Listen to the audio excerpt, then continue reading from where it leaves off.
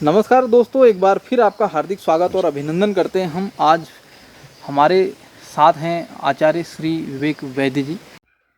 आचार्य श्री विवेक वैद्यनाथन अनामय आश्रम कौसानी में ध्यान के व्यापक प्रभावों के बारे में साइंटिफिक रिसर्च कर रहे हैं। उनसे मिलकर जानेंगे कि हमारे मस्तिष्क पर ध्यान के क्या प्रभाव पड़ते हैं और हमारे दैनिक दिनचर्या में, साथ ही साथ हमारे सामाजिक जीवन में और हमारे तमाम प्रयासों में किस तरीके से मेडिटेशन एक कैटालिटिक रोल प्ले कर सकता है और हमारे जीवन को उन्नत दिशा की तरफ ले जा सकता है। तो आइए मिलते हैं आदरणीय श्री विवेक जी से। तो सर, सबसे पहले तो अपने बारे में सूक्ष्म परिचय और जो आप ये काम करने जा रहे हैं ये किस तरीके से आप कर रहे हैं और इसके क्या आउटपुट होंगे, क्या बेनिफिट्स होंगे मानवता के लिए, क्या इनके बहुआयामी लाभ होंगे, इसके बारे में हमारे दर्शकों को ज़रा बता दीजिए। जय गुरुदेव।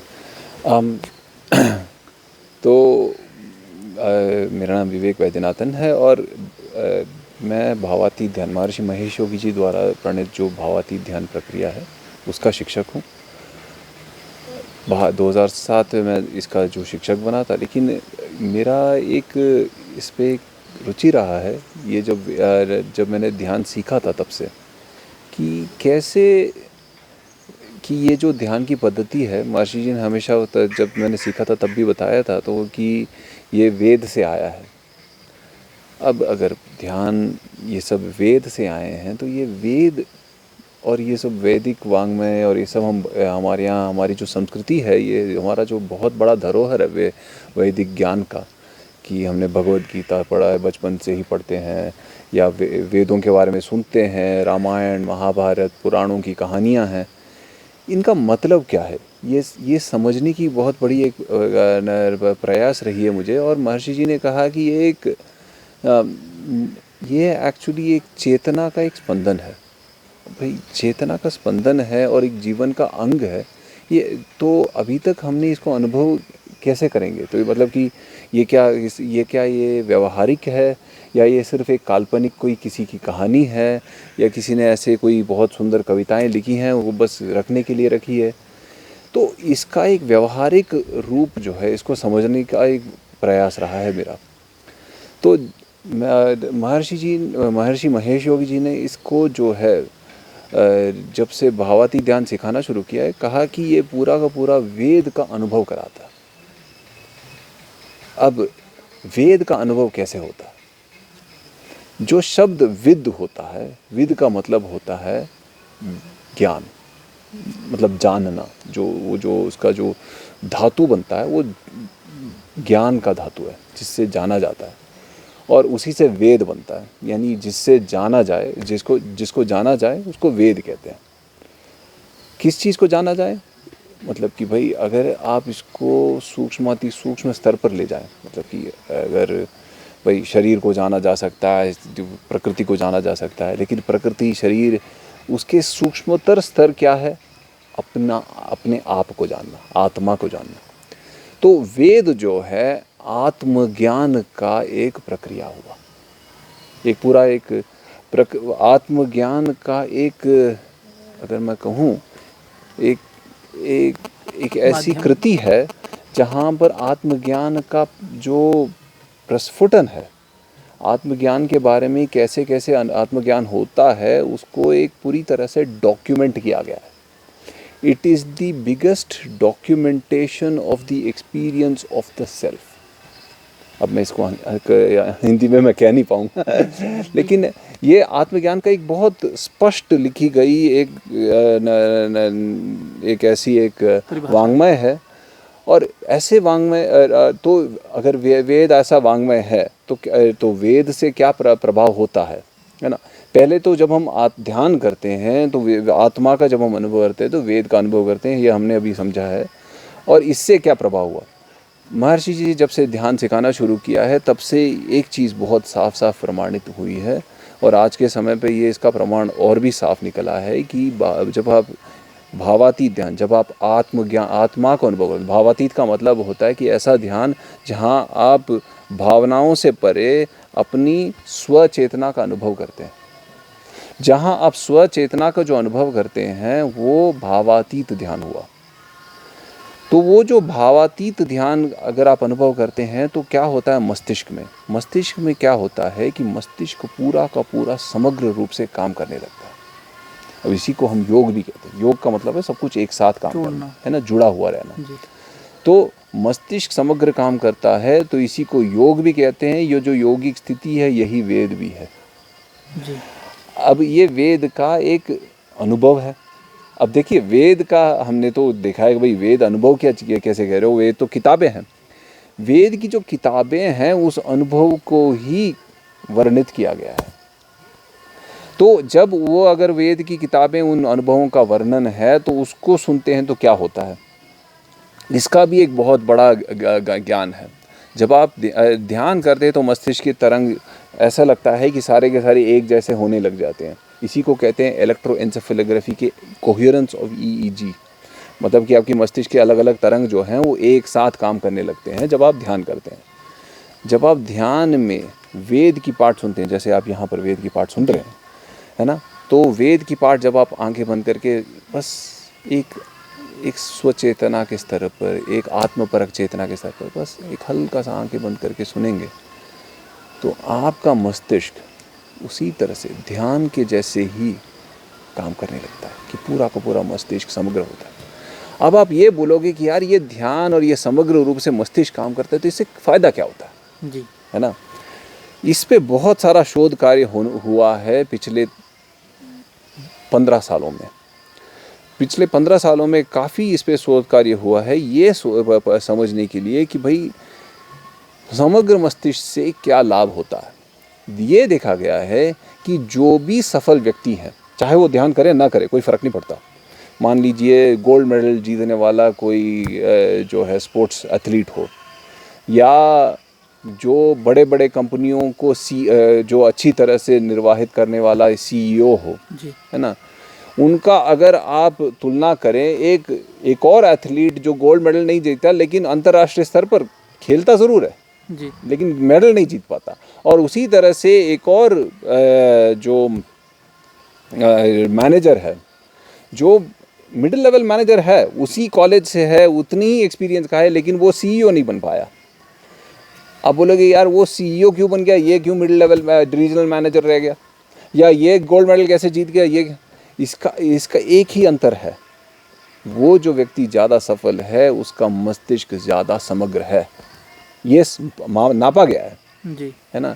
नॉर्वे में इस पर बहुत बड़ा एक शोध कार्य हुआ, डॉक्टर हराल्ड हारुंग और डॉक्टर ट्रेविस ने किया था, और ये बात आज के टाइम पर हर जगह भी मान्यता इसको मिली जा रही है कि समग्र रूप से काम करना, मस्तिष्क का काम करना एक बहुत बड़ी चीज़ हो जाती है। और भावातीत ध्यान, जब महर्षि जी ने ये जो ध्यान सिखाया है, इसको आपको बस 20-20 मिनट भी करते हैं तो आपका मस्तिष्क एक नए सिरे से, है ना, एक नया आदत बनाता है। देखिए वैसे हमारा मस्तिष्क जो है, आपको लगेगा कि तो यार मस्तिष्क के साथ समग्र ही तो काम करेगा, ये साथ ही तो काम करेगा, ऐसे थोड़ी एक अलग अलग काम करेगा। आप चौंक जाएंगे अगर आप अभी भी आपका मस्तिष्क का अगर मैं नाप लूँगा तो आप देखेंगे कि आपके ब्रेन वेव्स नॉर्मल टाइम पे हर एक ब्रेन का हर एक वेव अलग अलग काम करेगा पूरी तरह से, है ना जी। लेकिन जब आप ध्यान करते हैं एक कायक से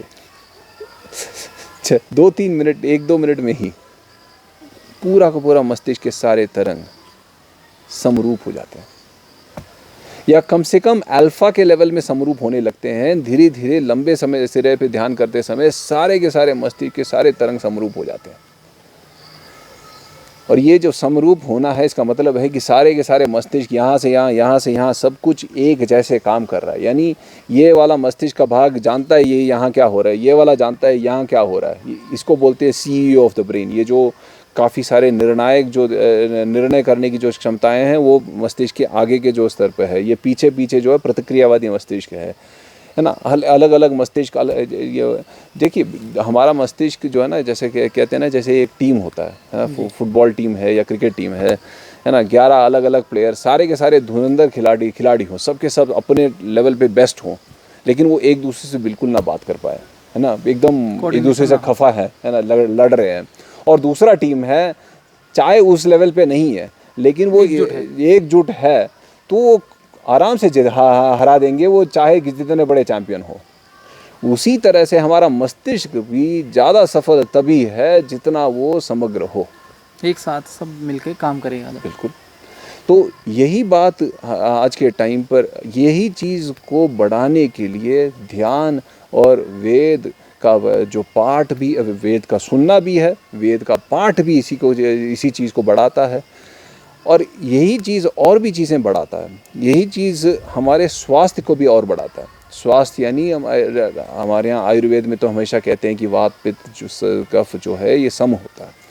आज के टाइम पर हम इसको नापा जा सकता है। आज के टाइम पर मोबाइल ऐप्स हैं, हार्ट रेट वेरिएबिलिटीज़ मेजर करते हैं, उस पर साफ साफ हमें देख सकते हैं कि वात पित्त कफ के जो अलग अलग कंपोनेंट्स हैं वो करीब करीब जो यू कैन आप ये कर सकते हैं उसकी इक्विवेलेंट चीज़ जो होती है ना। और वो सारी चीज़ें हमारे हार्ट रेट की वेरिएबिलिटी ज़्यादा से ज़्यादा वेरीड रहती हैं, ज़्यादा काम ऐसे बैलेंस्ड रहती हैं और ज़्यादा स्वस्थ रहता है व्यक्ति जो ध्यान करता है, जो वेद का पाठ सुनता है, वेद का पाठ करता है। तो ये सारी चीज़ें आज के टाइम पर आधुनिक विज्ञान से हम यहाँ पे आश्रम में प्रमाणित कर रहे हैं कि कैसे ध्यान और इन सब से ये सारी चीज़ें और अच्छा हो रहा है। जी गुरुजी, आपने तो हमारे दर्शकों को हमें स्वयं कई चीज़ों पर निर्णय लेने के लिए आपने प्रेरित किया है और ध्यान के इतने लाभ और इस तरह से आपने व्यक्त किया है कि निश्चित ही जो इस वीडियो को देख रहे होंगे वो अपनी दिनचर्या में ध्यान को ज़रूर अपनाएंगे। एक और मेरे मन में शंका आ रही है कि जो ऋषि मुनि तपस्वी लोग हिमालय में आके तपस्या करते थे या अभी भी आप जैसे तपस्या कर रहे हैं और तमाम शोध कार्यों में भी लगे हैं, ध्यान में भी लगे हैं, तो यहाँ हिमालय में इसका क्या दूसरे क्षेत्रों से क्या भिन्नता है या आप इसमें क्या सोचते हैं? देखिए, एक तो है वेदों में कहा जाता है तीर्थ यात्रा के बारे में हमेशा कहा जाता है कि भाई तीर्थ यात्रा का महत्व वहाँ होता है। तीर्थ का मतलब होता है कि जो ज्ञान का जो प्रवाह है, और ज्ञान मतलब आत्मज्ञान का जो प्रवाह है, और तीर्थ यात्रा का महत्व वहीं होता है जहाँ आत्मज्ञान का प्रवाह ज़्यादा से ज़्यादा होता है, और प्रवाह वहीं होगा जहाँ ध्यान होता होगा। जी जी जी। अब जहाँ जहाँ लोग ध्यान करते होंगे, मान लीजिए हिमालय का क्षेत्र है, ये जो कूर्मांचल का क्षेत्र है, जहाँ अमरकंटक का क्षेत्र है, ये भारत जो है वेद भूमि है। वेद भूमि ऐसा है, तपोभूमि है, ये कर्म भूमि है, जहाँ पर अनेकों हर एक जर्रे कोस पे बड़े बड़े ऋषि मुनि रहे हैं। ऐसी बातें या वैसी बात तो है कि जितना हिमालय की बात करें, जो यहाँ पर शुद्ध पानी और हवा, ये सारी बातें हैं। आयुर्वेद के जो एक बहुत सुंदर एक अध्याय मुझे याद आता है कि बड़े बड़े जो ऋषि लोग हैं उनको बताया गया है कि वो ग्राम्य होके उनकी जो स्वास्थ्य है थोड़ा कम हुआ था, तो फिर वो हिमालय की ओर आए तो फिर उनका स्वास्थ्य ज़्यादा अच्छा हुआ। तो ये बात तो है कि स्वास्थ्य और ज़्यादा से ज़्यादा आत्मज्ञान के लिए जो है हिमालय एक बहुत ही ज़्यादा लाभदायक जगह है। और गुरुजी, जो आजकल भौतिक सुविधाओं की वस्तुएं हैं, मोबाइल फ़ोन्स हैं या कंप्यूटर डिवाइसेज हैं, इन सब चीज़ों के साथ इंसान जो है अपनी दिनचर्या को पूरी तरह से अव्यवस्थित कर चुका है। अगर हम इन जनरल बात करें तो उन लोगों के लिए आपका क्या संदेश है और उनकी दिनचर्या कैसे वो नियमित करें, क्या इन गैजेट्स के साथ कैसे मैनेज करें, और ये सब देखिए भौतिक वस्तुओं को वैसे कैसे मैनेज? देखिए, भौतिक वस्तुओं से डरा नहीं जा सकता या भागा नहीं जा सकता जी, है ना। ज़रूरी है कि उसका उपयोग किया जाए, है ना। अगर हम उसको उपयोग करते हैं तो बात है, अगर हम उसके दास हो जाते हैं तो वो दूसरी बात है। तो ज़रूरी है कि हमें उपयोग करना चाहिए। देखिए, हर एक नई चीज़ का हम उपयोग करते हैं ताकि हमारा ज़्यादा से ज़्यादा लाभ हो, और ये सारी चीज़ें हमें अपनी ओर उसको प्रेरित करता है कि हम अपने आत्मज्ञान को ज़्यादा से ज़्यादा बढ़ाएं। कहते हैं कि जीवन का सारा जो है पूरा का पूरा जीवन आनंद की ओर ही है ना। एक उपनिषद का एक बहुत सुंदर वाक्य मुझे याद आता है, महर्षि बार बार दोहराते हैं, आनंदाध्येव खल विमानी भूतानि जायन्ते आनंदे न जातानि जीवन्ति आनंदम प्रयन्ते विसंविशन्ति। कि भाई आनंद से ही, है ना, सारी की सारी जीव जो हैं आते हैं, आनंद के साथ ही जाते हैं, आनंद के बिना नहीं जा सकते वो। और पहुंचते हैं कहाँ पर, आनंद की ओर। अगर ये सारे के सारे गैजेट्स हों, ये हो, कोई भी चीज़ हो, है ना, उसमें आनंद तो मिलता है, लेकिन थोड़ा सा कम, क्षणिक। लेकिन वो आनंद जो परम आनंद है ना, वो आत्मा में ही मिलता है। तो वो क्षणिक आनंद का आनंद लेना चाहिए, जब भी चाहे, जो होना चाहिए, ऐसी बात नहीं है ना ले, लेकिन वो परम आनंद की ओर भी अपनी वो जो है दृष्टि ज़्यादा से ज़्यादा रखना चाहिए, ताकि वो जो है वो कभी हमारे दृष्टि से ना निकले। और जितना ज़्यादा वो परम आनंद हमारे पास रहेगा, बाकी सारी चीज़ें अपने आप को देख लेगा। जो गैजेट्स हो, ये हो, वो हो, अपने आप को वो संभाल देता है। गुरुजी, जो मेडिटेशन के प्रभाव जो बच्चे कंपटीशन की तैयारी कर रहे हैं, या जो स्कूल के एग्ज़ाम्स, बोर्ड एग्ज़ाम्स की तैयारी करते हैं, या नॉर्मल किसी और कंपटीशन की तैयारी करते हैं, तो उस क्षेत्र में आप उसका ज़रा विद्यार्थी जो सुन रहे हैं उन्हें बता दीजिए। महर्षि जी हमेशा कहते हैं competition is for the competent. Competition मतलब कि जो स्पर्धा है ना, जो उसके लायक है, जो लायक है, स्पर्धा के लायक है, उसी के के लिए। और स्पर्धा के लायक कब होगा? जो अपने आप को जानता हो। देखिए, जो अपने आप से स्पर्धा वो कर सकता है, वो दूसरों से स्पर्धा कर सकता है। जो अपने आप को नहीं जानता, फिर दूसरों को क्या जाने। तो अगर आप जितना भी चाहे कॉम्पिटिटिव एग्ज़ाम्स हैं, ये हैं, आप जितनी चाहे किताबें पढ़ें। अब सोच के देखो कि मेरे को याद है, मेरा एक दोस्त कह रहा था कि देख, मैं ना, मेरे क्लास का इतना अच्छा लड़का नहीं था, लेकिन मैंने जो एग्ज़ाम में ना था, ठीक ठाक मैंने जवाब दिया और मैं टॉप आया। लेकिन मेरा जो दोस्त जो टॉपर था, वो एग्ज़ाम में बैठ के इतनी सारी चीज़ें वो पढ़ चुका था कि मन उसका थक गया था और कुछ नहीं कर पाया जी। अब ज़्यादा पढ़ने से ज़्यादा मार्क्स आते हैं, इसका कोई सही ये नहीं है, संबंध नहीं है।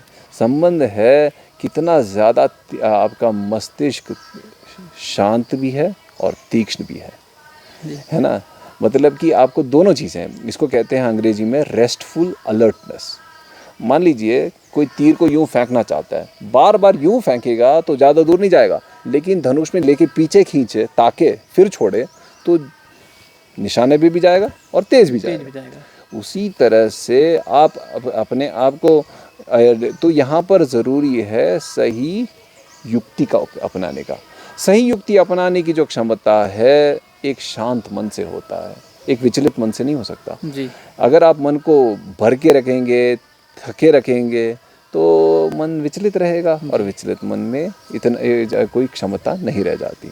तो पूर्ण विश्राम लेना ज़रूरी है, यानी एक अच्छी रात की नींद बहुत ज़्यादा ज़रूरी है ना।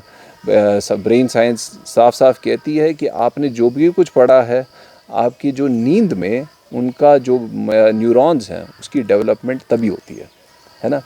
और दूसरी बात, भावातीत ध्यान, है ना, ये जो ट्रांसेंडेंटल मेडिटेशन प्रोग्राम मैं कह रहा हूँ, ये जो प्रक्रिया है, ये एक बहुत ही महत्वपूर्ण प्रक्रिया है जो आपके ब्रेन्स को पूरी तरह से इंटीग्रेट करता है ना। तो वो जो प्रक्रिया है, ये दोनों चीज़ें मिलके जितना ज़्यादा विश्रामपूर्ण और सतर्क रहेंगे, तो और बाकी सारी चीज़ें आपकी दिनचर्या आपको एकदम बिजी रखना चाहिए। आसन प्राणायाम के साथ आपकी पूरी पढ़ाई जो है उससे बिजी रहना चाहिए और पढ़ लेना चाहिए, लेकिन थकना नहीं चाहिए। महर्षि हमेशा से ये बोलते थे कि अगर जो है not hard work but soft thoughts which are victorious. जितना आप हार्ड वर्क करोगे आप थक जाओगे, लेकिन जब आपके पास सॉफ्ट थॉट्स होंगे, क्लियर होगा, आपके पास सारे आइडियाज़ होंगे, जब आपको चाहिए उसको आप यूज़ कर सकते हैं। बहुत ही अच्छी बात गुरुजी।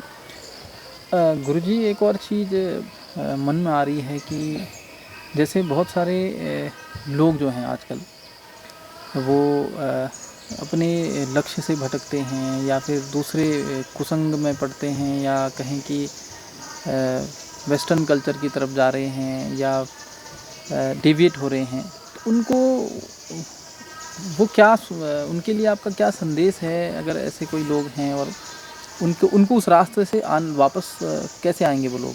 देखिए, किसी को किसी रास्ते से वापस जोड़ना चाहूँगा, अगर किसी से और कोई भूलवश कोई गलत काम हो गया हो, क्योंकि युवावस्था में कई कृत्य ऐसे हो जाते हैं जिसमें कि बच्चे गलत कदम उठा लेते हैं, और कई बार खुद को काफ़ी दोष देने लगते हैं, खुद को हार्म करते हैं। इन सब परिस्थितियों से कैसे निकलें वो? देखिए, एक भगवद गीता एक बहुत सुंदर सुंदर श्लोक है, विषया विनिवर्तन्ते निराहारस्य देहिनः रसवर्जम रसोप्यस्य परं दृष्ट्वा निवर्तते। विषयों में विनिवृत्त रहता है जब शरीर में वो आहार नहीं रहता। आहार किस चीज़ का? आहार मतलब सिर्फ खाना नहीं है, जो भी अनुभव है हमारे आँखों से कानों से, उसकी अगर हमें लगता है कि कमी है, हम बाहर से वो उस आहार लेते हैं। चाहे ये दृश्य हो, चाहे ये आवाज़ हो, चाहे ये वेद का पाठ हो, सब कुछ आहार है हमारे जो भी इनपुट है वो आहार है। बिल्कुल। तो निराहार से देहिना, बिना आहार के देह में वो बाहर से आहार आता है। लेकिन रसवर्जम रसोप्यस्य, जब वो रस के परे परं दृष्ट्वा, जब वो परा का अनुभव करता है, वो निवृत्त हो जाता है। तो अगर परा का जो अनंत आनंद का जो भंडार हमारे अंदर है, उसका अनुभव मिल जाए, तो बाकी चीज़ें उसके सामने कुछ नहीं रहता। यही बात, बाकी सारी चीज़ें अच्छा है बुरा है कहना बड़ा मुश्किल है ना। सबका अपना अपना विचार है, सबका अपना अपना ये है। लेकिन आत्मा जो है वो सबसे महत्वपूर्ण है, वो आत्मा अनुभव जो है वो सबसे महत्वपूर्ण है। जब हम उस दिशा में ले जाते हैं, बाकी सारा अनुभव जो है ज़्यादा से ज़्यादा उपयोगी बन जाता है, स्वाभाविक रूप से। तो इसीलिए ये ध्यान जब हम ध्यान करते हैं तो वो परंग का अनुभव होना, परा का अनुभव करना है ना। ये जो परा की जो आवाज़ है, जो परा का जो सिर है, एक होता वैखरी जहाँ पर हम बात कर रहे हैं, मध्यमा जहाँ पर विचार है ना, मन में हम सोच रहे हैं, मध्य पश्यंती जहाँ वो जहाँ विचारों का सिर्फ दर्शन मात्र होता है, जहाँ और परा जहाँ विचारों के परे आत्मानुभव होता है ना। वो जो स्थिति है, वहाँ से आपका हर एक कार्य ज़्यादा सफल होने लगता है। ये और अब यहाँ पर एक बहुत रोचक बात है कि ध्यान तो है ही, जैसे हम ये जैसे आपने पूछा था कि हिमालय की बात कैसे है, तो ये प्रकृति का जो शुद्ध प्रकृति का अनुभव है, ये भी है। उसी तरह से का वेद पाठ या शास्त्रीय संगीत, ये सारी चीज़ें मन को उस दिशा में लेके जाता।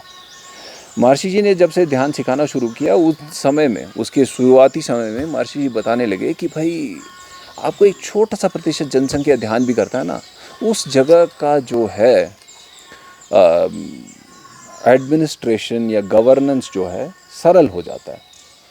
तो करीब 10-13 साल बाद कई सारे शहरों में 1% जनसंख्या ध्यान करने लगे। तो कुछ साइंटिस्ट ने बोला कि महर्षि जी हम यहाँ चेक करना चाहते हैं कुछ क्या परिवर्तन हो रहा है, हम क्राइम रेट्स और ये सब चेक कर रहे हैं। तो उन्होंने क्राइम रेट डेटा और ये सब देखा। उन्होंने देखा कि जैसे ही उन शहरों में 1% जनसंख्या दान करने लगी, वहाँ क्राइम रेट 10% गिर गया। वहाँ अस्पताल में भर्तियाँ 14% गिर गई, जो दुर्घटनाएं हैं 20% कम हो गया। तो ये सारी चीज़ें जो है, पूरा का पूरा वातावरण बदलने का एक पूरा प्रक्रिया हो जाता है सिर्फ एक छोटा सा प्रतिशत अपने घर पे ध्यान करने से। तो ये एक और बहुत बड़ा प्रभाव है, एक छोटे कुछ अपने सूक्ष्म स्तर पर और बहुत बड़े स्तर पर भी, व्यापक स्तर पर भी है। तो ये एक बहुत बड़ा प्रभाव है जो भारत पूरे विश्व को दे सकता है ध्यान से, कि पूरे विश्व में विश्व शांति फैलाने का अगर कोई कार्य है जो महर्षि प्रभाव से है ना, तो 1% जनसंख्या ध्यान करे। और उसके साथ साथ अगर ध्यान की जो अग्रिम जो स्थिति है, ये जो है ध्यान की जो सिद्धि कार्यक्रम है, अगर वो भी सीखते हैं तो आपको 1% नहीं, 1% का वर्गमूल एक जगह में ध्यान करते हैं तो उसका प्रभाव मान लीजिए यहाँ पर सिर्फ 30 लोग भावातीत ध्यान सिद्धि कार्यक्रम हमारे ध्यान हॉल में करते हैं, तो इसका प्रभाव 30 गुणा 30 90 900 गुणा 100 यानी 90,000 लोगों पे, यानी करीब 1 लाख लोगों पर इसका प्रभाव पड़ सकता है। तो इतना बड़ा प्रभाव एक छोटे से जो समूह है ध्यान करने पर ही पड़ सकता है। तो गुरुजी आपका बहुत बहुत आभार, आपको सादर नमन। जय गुरुदेव। और इस चर्चा के लिए हम आपके हमेशा ही आभारी रहेंगे। और अपनी कृतज्ञता हम इस ध्यान रूपी आंदोलन को आगे बढ़ा कर के अपनी कृतज्ञता को व्यक्त करते हैं। जय गुरुदेव।